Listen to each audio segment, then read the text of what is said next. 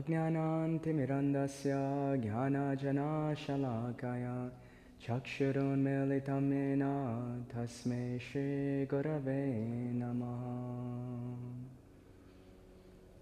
Namaste, my name is Swami Chidananda and welcome to the Science of Yogic Philosophy course. In the next upcoming modules, we're going to speak a lot about the origins of yoga and also many different terms that are used in daily yoga practices, such as what is karma, what is dharma, how to do our duty in the best way. In this specific module, we're going to speak a lot about where did these teachings originally come from. So if I were to ask you the question, who are you?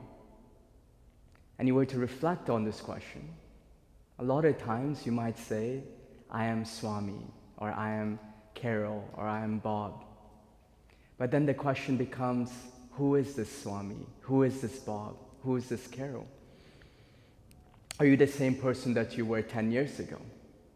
Are you even the same person that you were 5 minutes ago? Not only is your body changing and evolving, but also your patterns, what you like, what you dislike, is constantly transforming as well. So when we deeply reflect, that which we think we are is in constant flux. But there is something beyond the limited self, which is said to be eternal, which is said to be unchanging. So this quest of who am I really, what is my eternal nature, was the questions that were asked by yogis for thousands and thousands of years. And as they would navigate the question, they tried to find the answer in the world. But no matter where they looked, no matter where they searched, they could not find it. So they started to go within themselves. And through years and years of deep meditation and reflection, the answer started to spontaneously arise within themselves. And these answers came in the form of frequency, of vibration. And these vibrations held the truth of their eternal nature. And these vibrations is not something that we can talk about. It's not something that we can read in a book. It has to be something that is experienced from within oneself. These vibrations that were heard by these great yogis started to take the form of mantras or hymns or shlokas, describing the world as we know it and who we truly are. And these hymns and these mantras were then shared by these great yogis to other sincere spiritual seekers. So the tradition became that if I knew that somebody has attained the truth, I would go to them in humility, in sincerity, and ask to be taught. And in return, the yogi would then give the teachings to help us realize that truth within ourselves as well. And this is the tradition of what we refer to as Sanatana Dharma. Sanatana Dharma means the path towards the eternal truth. So it's the set of mantras that we chant, it's the philosophy that we study, and it's how we live our daily life, all put together, which constitutes Sanatana Dharma. And these different teachings given by different yogis is what we refer to as yogic systems. So a lot of times we think that yoga is just the asana or the physical aspect.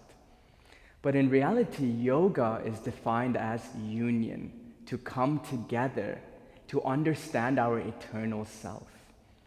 So yoga compromises of the mantras, the philosophy, the asanas, and how we do our duty or dharma.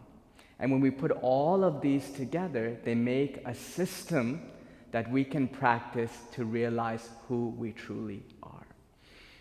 So when we speak about yoga, we should see it from the perspective of this will help me to realize my eternal self. And within Sanatana Dharma, there are many yoga systems.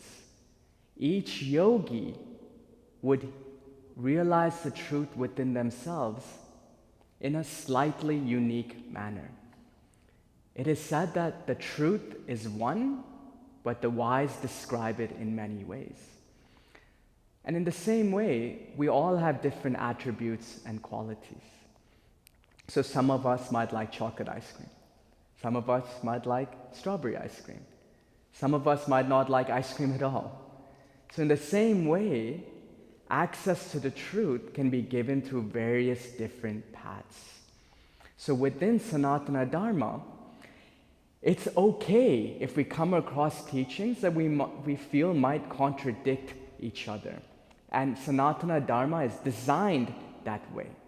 It's to make sure that we never put the eternal truth in a box.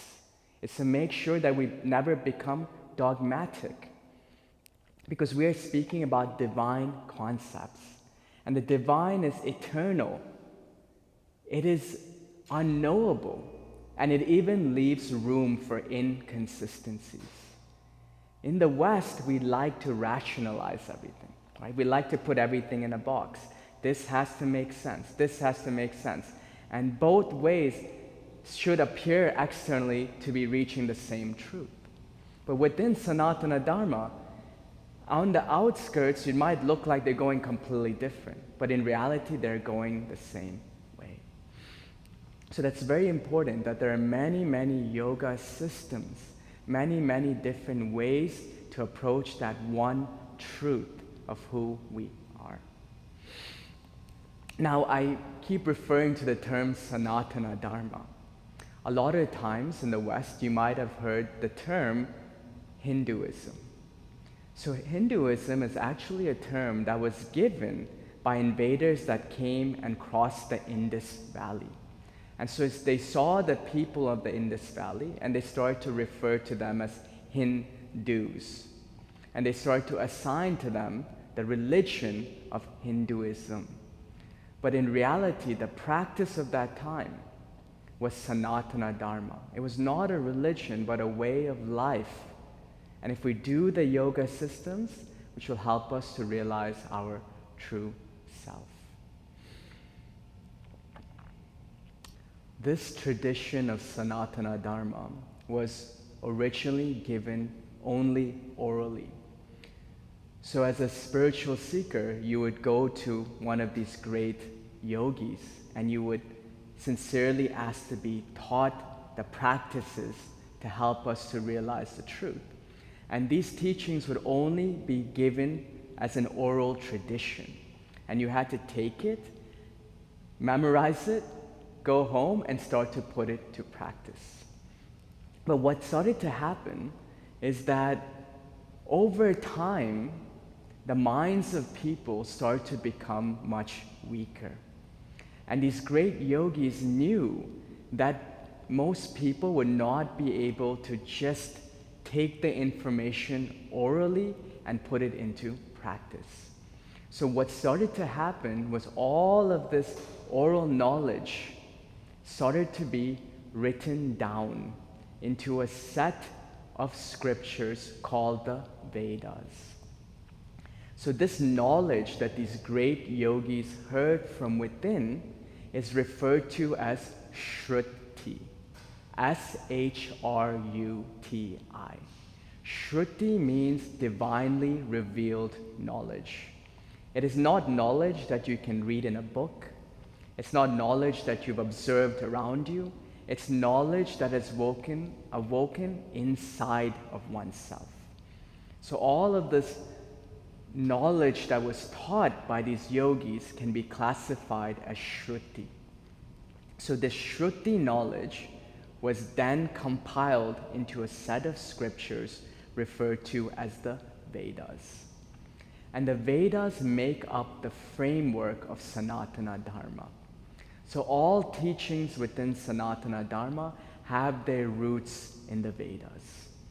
And as time went on, even though the Vedas was compiled, it was still very difficult for most people to understand it. And so therefore, great teachers started to give teachings that help us to better understand the Vedas. So if I were to sit here and teach you just the philosophy of the Vedas, you would probably fall asleep in about 5 minutes. And so these great teachers of the last few thousand years knew that we would not be able to fully comprehend the Vedas if we went directly into it. So they started to give teachings that contain the essence of the Vedas. And so these teachings is what we would constitute as the Bhagavad Gita, as Patanjali's Yoga Sutras, as Ashtanga Yoga. So this is not the Vedas. The Vedas can be classified as Shruti, or divinely revealed knowledge, that was given approximately 5,000 years ago by these great yogis. Teachings that came after the Vedas are classified as Smriti, S-M-R-I-T-I. Smriti means knowledge which is remembered. So for example, Patanjali's Yoga Sutras has a specific author. It was given at a certain moment. The Bhagavad Gita has a specific author. It was Krishna that gave it on the Mahabharata. But the Vedas is knowledge that has no specific time. It's been compiled by an author called Veda Vyas. But it's not knowledge that can be dated to a specific time. But scriptures such as the Gita and the Sutras, they have a subscribed author, and it's referred to as Puranic tradition. As we continue along the module, I will speak more about the difference between Vedic knowledge and Puranic knowledge. Puranic knowledge is designed to help us to understand the Vedas, but there are some differences that it's important for us to touch on as we progress through this course. In the next module, I'll speak about also the different yugas and why it was important for us to write down this knowledge, and why the minds of people start to become more and more weak. In this module, I just wanted to cover what is Sanatana Dharma, which is the path towards the eternal truth, the idea that yoga systems were created to help us understand who we truly are, and how this knowledge, or Shruti, was written down into a set of scriptures called the Vedas, which make up the framework of Sanatana Dharma, and how over time great teachers and scriptures have evolved from the Vedas to better help us to understand this deeper knowledge, and how this knowledge, the Gita, the Sutras, Ashtanga Yoga, and so forth, are classified as Smriti, or that which is remembered. And that knowledge aids us in understanding the truth internally. So I look forward to seeing you in future modules as we go deeper.